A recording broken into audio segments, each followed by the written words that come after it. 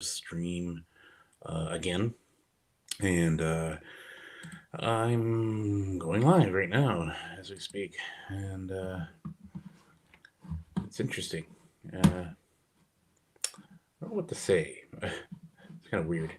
Anyway, um, but we guess we should discuss some stuff, right? Um, Pardon me, I'm just playing around here, having to see what I'm doing. Uh, but yeah, uh,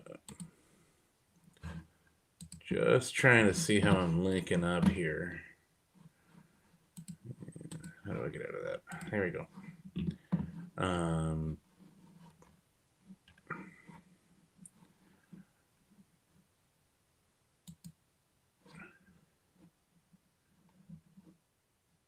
Stream setup help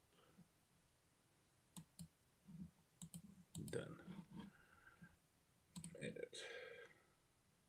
No, I don't want to do that right now. Public.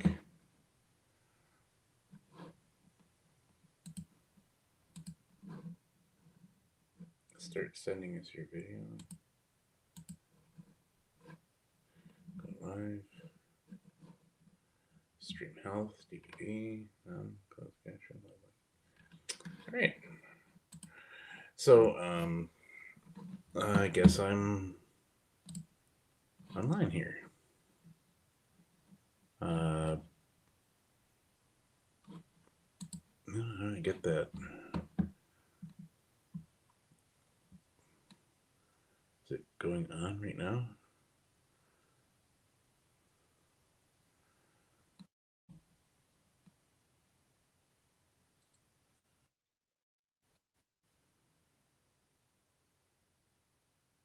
Yeah, I'm live. I'm looking at myself live. It's kind of weird. Anyway,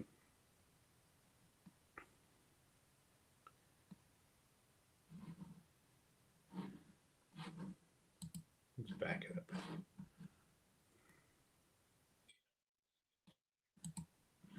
All right. So yeah, I'm live. Okay. Um, for those joining me right now, or those who don't even see that I'm on. Anyway, I don't know how to pre-do this ahead of time, so maybe I got to look into that. But if you are joining me, noticing that I'm live, you can chat with me right now. So there we go. I'm just going to talk more about my books today.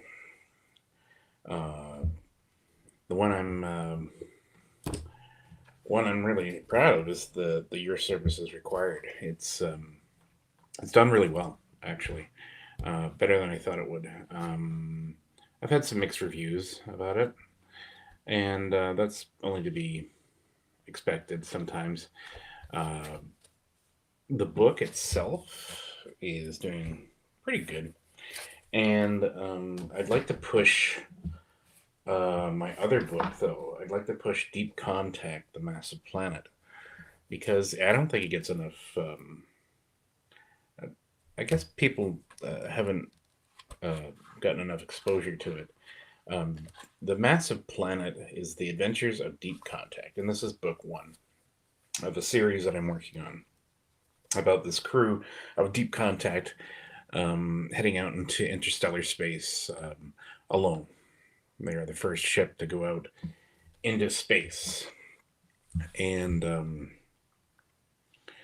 they encounter a planet that just seems to suddenly appear in their path and gets swallowed into this rather big, large gas planet, and have trouble getting out of it.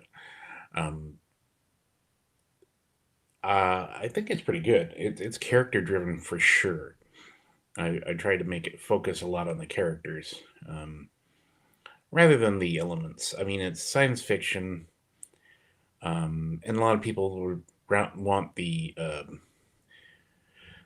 I guess they want the science in the science fiction, and some people are good at that. Uh, I try to be as much as I can accommodate that sort of thing, but it's science fiction for a reason. Um,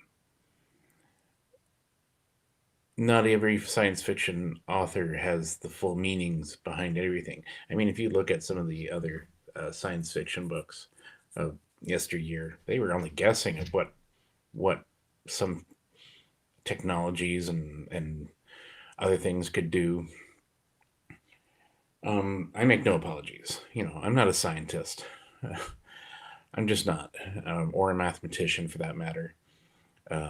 There are some books out there like Andy Weir. He's, you know, uh, he has like engineering and other degrees and into that that he can explain things. Like when it was the Hail Mary Project, Hail Mary. I did read that not too long ago, and he tried to get into the whole inner workings of why there's like stuff on the sun, and you just sometimes it can be tedious, and I think a lot of people do enjoy tedium. But when I go into the reviews, a lot of them did not enjoy the boring tedium of the explanations, and that's all right. I mean, not everybody gets that stuff, and I try my best to understand it myself. But I enjoyed that book actually. It was. I'm not usually a big Andy Weir fan, but that one was pretty good. It kind of reminded me of the Dennis E. Taylor's kind of writing style. I mean, he's an engineer too, so he understands all that stuff as well. And in the Bobiverse books, he does do a lot of engineering explanations, and sometimes he does the Ferma uh, theory and the Ferma paradox theory, and he tries to explain that stuff as well as he can too. But I don't know. It's interesting, and in my book, um, it's more focused on the crew. Um, but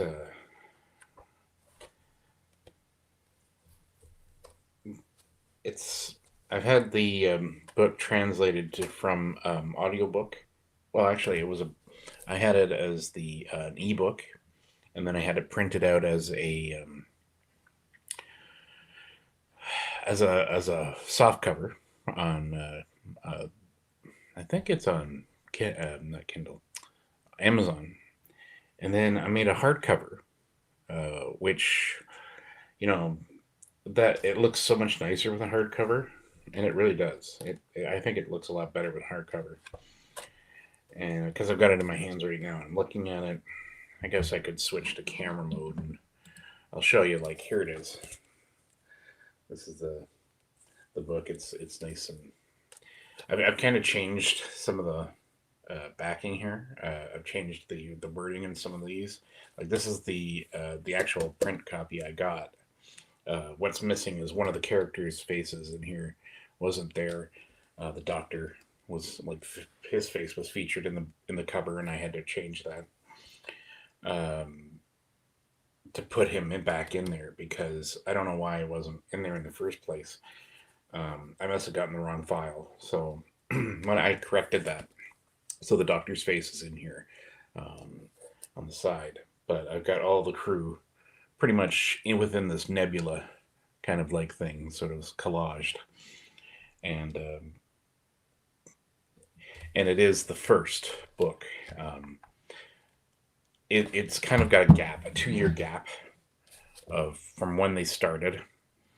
Uh, I am going to go back and explain what happened within those 2 years, and but I'm not sure how to approach it, and I'd like to get some feedback actually. Um, I'd like to know if you feel that I should put that into the next novel or create another novel for just that, their 2 year journey.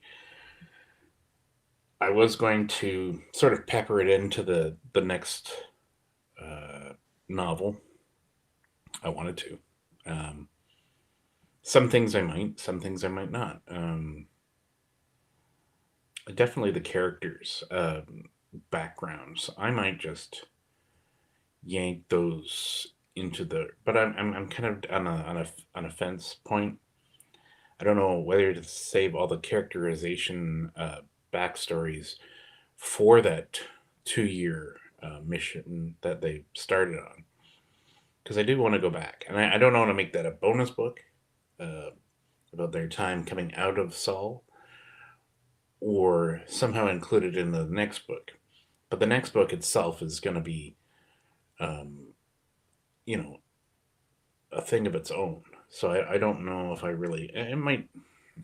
It might help to expand the book a bit better. So, like I said, I'm on the fence about that. So that's where I'm at with that one. I've kind of started the next book, but I've kind of like created like these extra chapters that I don't know what to do with. It's really weird for me because usually I know how to like formulate my books. When I have a idea for a book, I think the whole book through in my mind, and then I pretty much write it the way I see it. Um, but this one, it's gotten me a little flustered and disjointed, because now I'm at a crossroads of how much do I put into the next book about these characters, and I really don't want to explain everything because I want to save some stuff for as I go.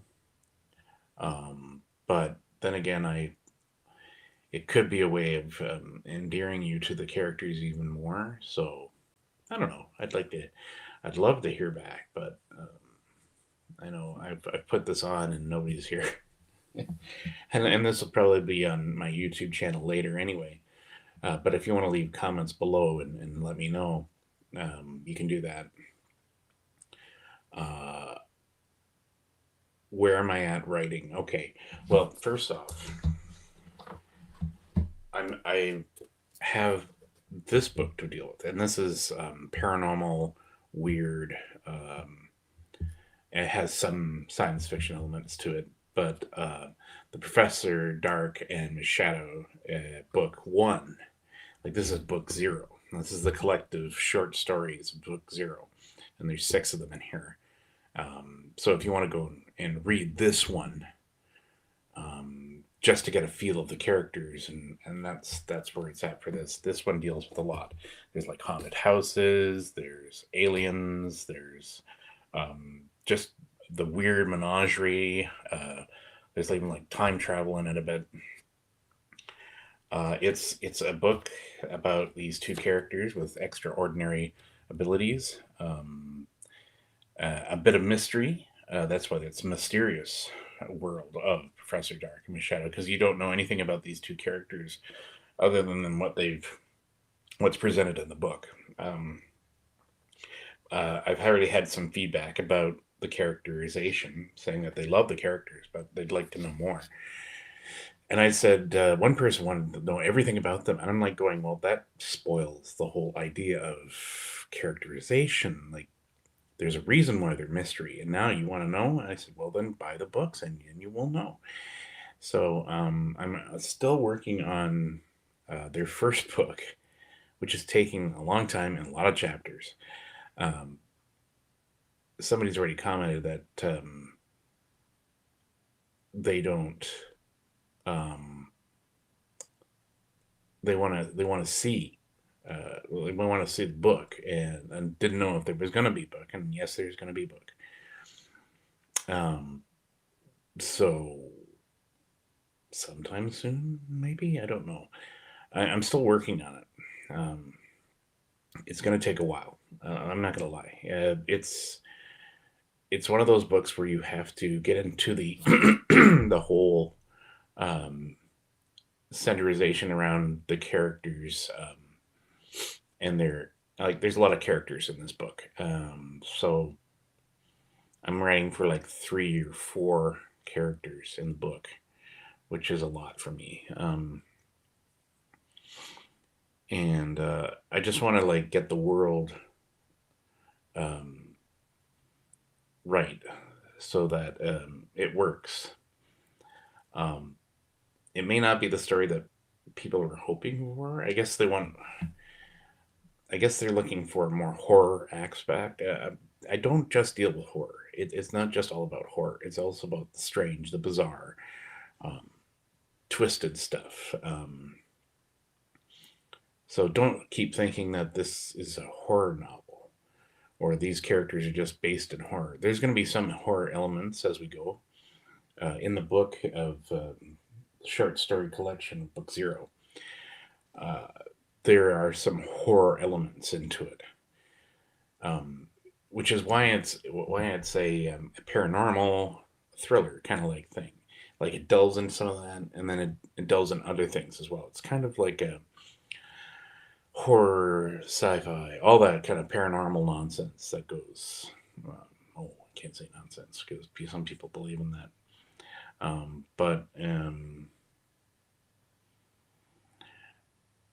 I I I really want to try to make that one work, and I'd love to hear more. Uh, if anybody's read the stories, and I've seen some reviews, good, bad, all the kind of thing between there. I think mainly it's based on the characters that have made them so mysterious that nobody seems to know what I'm trying to do. And I'd love to give a bit more, and I will give a bit more in the book coming.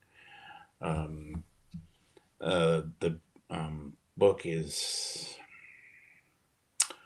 how much further?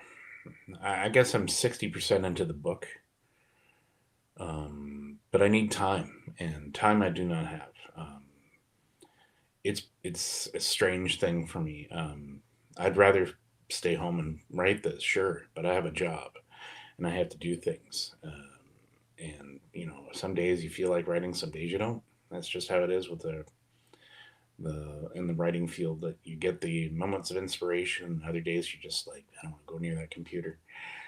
Um, and I know that there's some writers that go, well, you should be on it every day, and that's like, yes, but at the same time, you sometimes you just don't want to be near that computer. So there we go. And I don't know. The book is this book is completed, and if you want to read it, get it. It's in Amazon.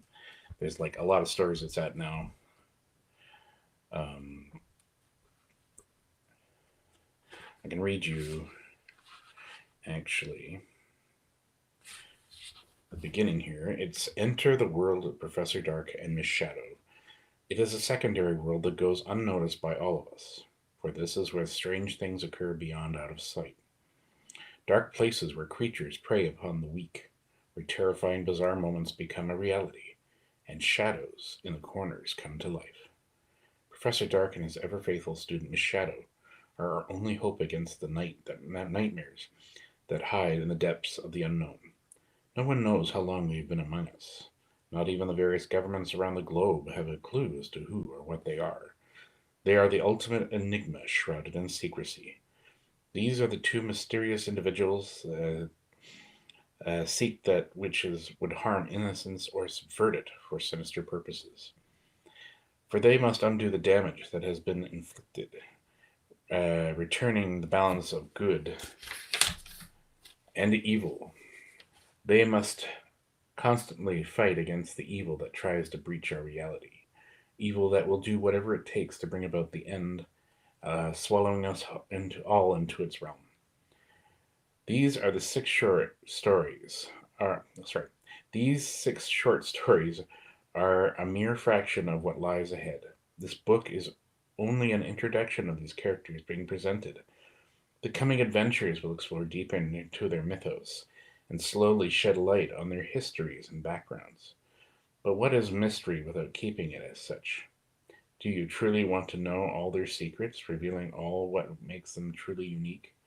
Perhaps it is best you do not know the question of who is Professor Dark and Miss Shadow, specifically if they are themselves would rather you did not. Proceed to read on if you must, but remember, you have been warned. Well, that's the introduction, anyway. I'm a fumbled there a bit. I'm not a. I can't translate too well. I fumble a lot when I read. I think my eyes and brain don't work specifically when I do that sometimes. Writing, no problem. But when I'm reading it, it's a different thing. I do have a slight form of dyslexia. So it's always been a struggle for mine to verbally and read aloud uh, a lot of times. So that's why I shy away from that sort of thing. I know I should work on it, but at the same time, it's not easy for me. Uh, People that know me tend to tell me that I'm, very comical, and uh, they say you should be on like a stage doing a bit, and I'm like, I haven't got the steely nerves for that. I don't. I'm not a stand up comic or anything like that by any means. So I tend to shy away from that a lot. I'm extremely shy at first, and then I get to know you up, open up a bit more. But even on here, I'm struggling. So, which is why I hide my face most of the time. I don't like being on camera, to be honest with you, um, and I don't like hearing my own voice. It's kind of grating.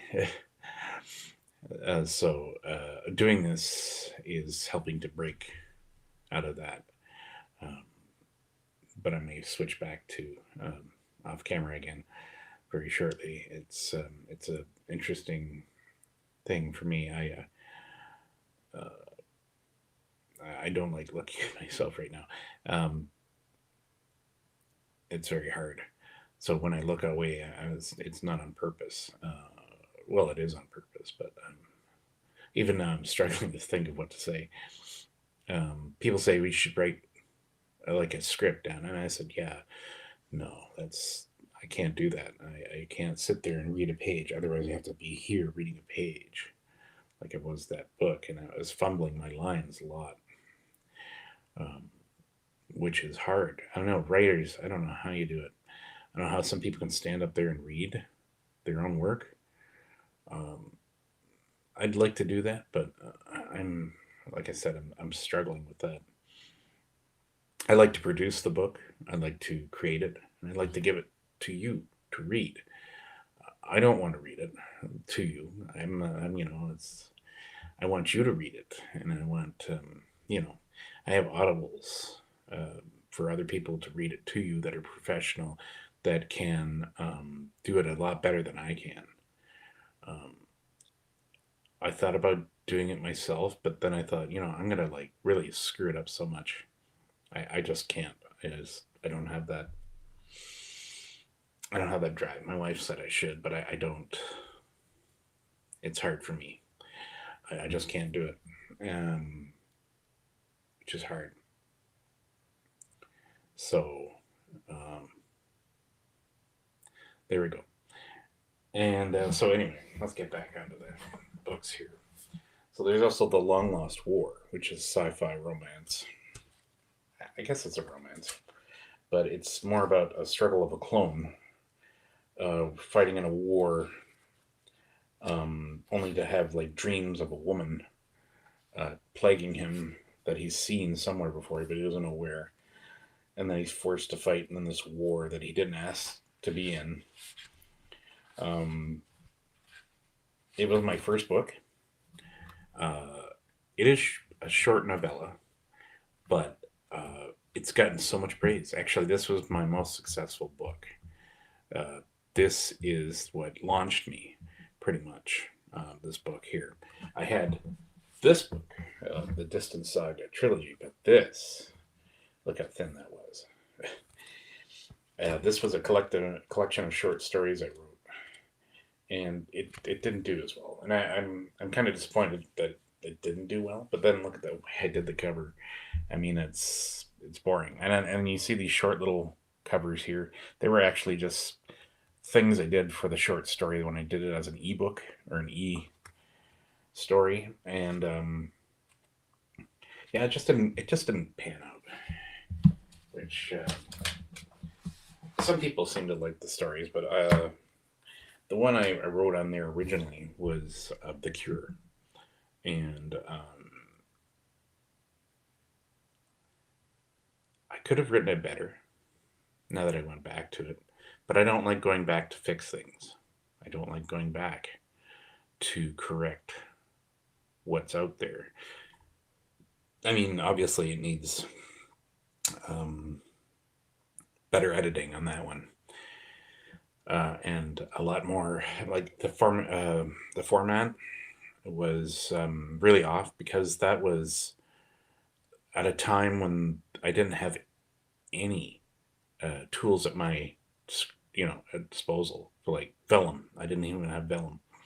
I had to do this, figure it out on my own because I didn't find anything to help me create my own book until like now it's like everywhere.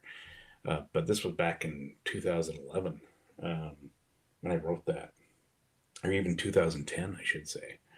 Um, and all I had was whatever was available. And most of the time, the text was going every which way. And I had to figure out how to put in headers and page numbering areas, and now computers do that automatically for some like programs.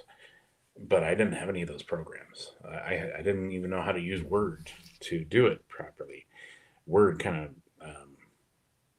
wasn't easy, so I probably could have taken a course for it. But I know some people are more comfortable with Word, but I found Vellum, and I love Vellum.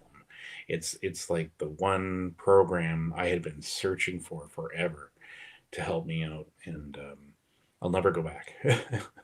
Vellum is actually a really good program to use. Um, it formats it automatically. It does it correct the your mistakes? No.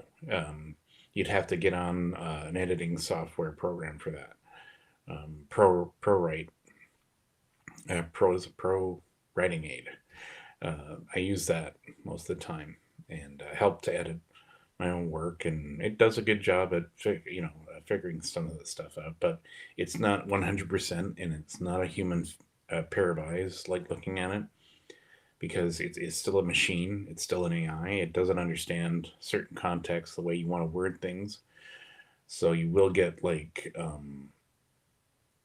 errors in ways that you say things, but it's like, well, this is how humans say that, and the program will understand it. But that's why you got to re-edit and edit again, which is my biggest problem. But I won't go into that.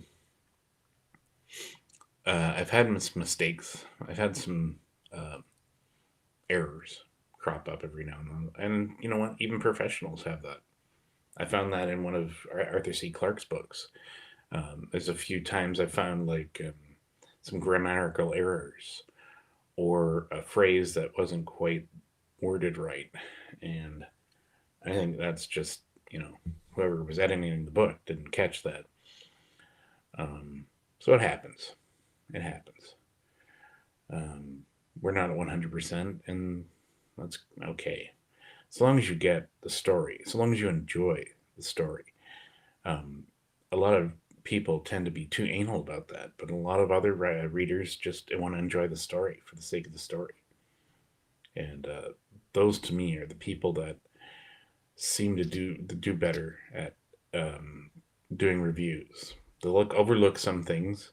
If there's too many errors, then of course they're going to drop the book like a rock. Um, which was what was happening with my Distant Saga trilogy. There were so many errors. Nobody could love that book, and I was like, okay, so I got to work on that. I did try to fix it up, but I don't think I think it was too late by that point to fix that book. So that's why I skipped ahead and went to The Long Lost War. Actually, I went to Outer Red. And even Outer Red, I fumbled a bit, but as I got into each story, I was getting better and better and better. Um, Outer Red parts 1 to 4, which are now complete. Um, that's a story of a commander that has decided to save the kingdom from destruction, which is the Galactic Kingdom. And she and her AI companion go out to the galaxy to find this courier that was supposed to be bringing in vital information, and end up getting stuck into like some war with wolves. So you can go read that too. Um, I've completed that. That whole arc is done. Uh, will I make a sequel to that? I don't know. Um, if there's an interest, yes. If there's not, I don't know. I might get back to it one day. Um, but for the time being, I've left it open. So um, I'm trying to. I made two books out of it. Parts one and part two are in a collective in a book, and parts three and four are in a collective book. Um, and they're all in audio except for part four.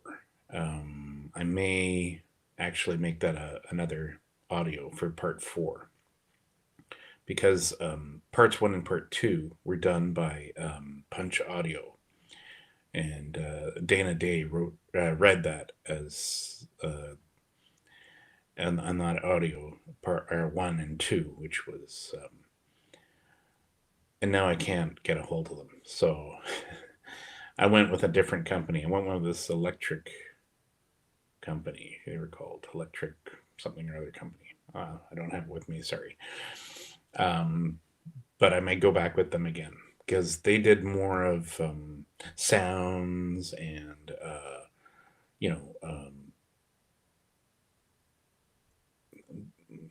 they were well, they added sound effects and sounds and some music, and there were two people doing it, so that was great because then they could have that the woman and the male voice, and I appreciate that very much. And I just want to I'll use them again just to make it cohesive. That one and two was this way, and three and four were this way. Will I make it a solid novel? I'm thinking about it. I'm thinking about combining them all so that it's one giant book. But then I'd have to add in chapters, and I have to think about that. Maybe one day I'll try to combine them all back into one single, because it is essentially one book one really, but broken into four parts. Now, my long term strategy with that was that I was going to make it short stories, then turn them into audios, and then I was going to collectively put it into a book. And but I kind of I've kind of broken them into like short stories, audios, a collective book of two, and a collective book of three and four. And then maybe down the road, I'll collectively put it in as one book, with extra material put in to give the reader a little bit of reason why you should buy it. um, and I think that kind of works in a way, but not quite. See, when I was writing Deep Contact, I posed a question to a group in a chat group that said that if I wanted to give uh, a book or a short story, um, I was going to have the person, they have to buy the book and get a code to get onto where the short story is. And of course, I was told, no, don't do that. Um, they said, just release the book and don't try to, because if people buy the book, what's to stop them from trying to sell that code? And yeah, that made sense. um, but yeah, The Long Lost War, The Mysterious World of Professor Darkman's Shadow, and Your Services Required. Your Services Required was actually my first actual novel. as a whole. Like, this is my first actual completed novel, and this is a labor of love. I wrote this nonstop. To be honest with you, I wanted it out of my head because I kept thinking about it. So this is this novel is complete, and I I do I do like this book. I do like the way I've written it. Of course, I'm the writer. Of course, I do. Um, but the only way that you can help me is to do reviews, read the book, let me know, that kind of thing. Um, Boy, this is awkward, isn't it? I feel like I want to switch back to my other thing, which I might do actually, because I can't look at myself. It's pretty taxing on me. Um, I don't know if I'm doing well on this or not. I'm not a public speaker at all. I'm not someone that does this, so it's hard for me. And I'm just gonna switch back now. So there, that's better. Whew. Okay, back to this. So yeah, I'm working on several novels at the same time. It's pretty crazy right now. I don't know which one to focus on first, but I should be focusing on the Professor Dark and Miss Shadow first book because I promised that for the end of the year, and the year's come and gone. So now I have to promise it for the end of this year, and I've got to get on it. Otherwise, it's just not going to happen. I'm hoping to get some time to finish writing this. Um, I have to get delved back into it, and it's hard because I forget where I've left off most of the time. And I know like some people plot out their books, and uh, I'll do that for some books, but not ones that I already know where they're going. I just have to learn to get back into it, and when I do, I'm fully in. That's just how I write. I don't know why that works for me, but it does. I don't like keeping cards. I know they've got like index cards for like where you want the story to go. It's not me. Some writers do that. I don't. I know when I get into the book, I know where I'm going. Um, so that's just how I am. Anyway, this was another experimental chat, and or I should say a live stream that I'm not sure I don't want to keep doing anymore. Just I'm so nervous now. I mean, I should have invited people to come chat with me, but I still don't get the dynamics of this whole live stream stuff. Like this YouTubing thing is new to me. I still don't get how this is possible to have people come on and chat. Um, I'm still trying to figure things out. I'm I'm so behind on the technology. I don't know. Anyway, I'll just leave it at that. And if you want to read more of my stuff, you can actually go to my Substack um, uh, newsletter page, and there I have. I'm trying to put on some stories that people can read, but then I'm a little apprehensive because I'm not sure where this site's going for that sort of thing, and I'm not getting a whole lot of views, so I don't know. I mean, I've put one on there about a superhero, a Canadian superhero, Indigenous superhero, but then I'm afraid people will call me out for some of that, and it's nerve wracking because all I'm doing is telling a story. But I understand culturally, people want me to be accurate and want me to uh, not be a um, what's the word? I'm not trying to be discriminatory. I'm not trying to be. I'm not trying to appropriate their culture. I'm not. I'm just writing a story about an individual, a human being. Like who's acquired superpowers. So it's a fantasy story. But at the same time, they want not. I'm not. I'm not supposed to be like speaking for their culture, kind of thing. And I'm not. I'm not. speaking for their culture. I'm just, trying to share an idea I had, and I'm not trying to be racist in any way. Um, I'm just trying to like show the character through his eyes because that's what a writer does. A writer goes through somebody's eyes to see what the world would look like through their eyes. And yes, you do research, and yes, you should, you know, uh, talk to someone about that culture. And I have talked to a few uh, indigenous people about that sort of thing, and I try not to be. Um, I mean, it's up to them whether they read it or not, whether they agree with it or not. This was just something I wrote. It's something that I wasn't trying to make light of their culture or anything. In fact, I have nothing but respect for them, um, especially in light of what happened in Canada with those residential schools. I mean, Canadians are just shocked by this, and we shouldn't be because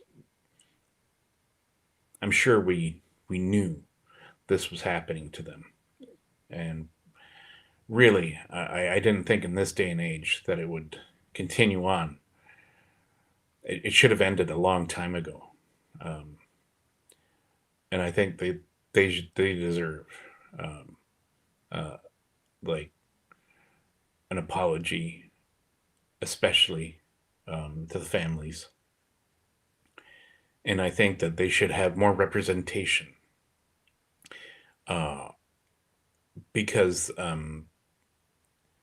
Canada just took over, and so did the states. The states took over, and I think what would make it beneficial to them is to actually be part of the say in politics and in helping to govern a country. They want to govern their own country, and it's understandable.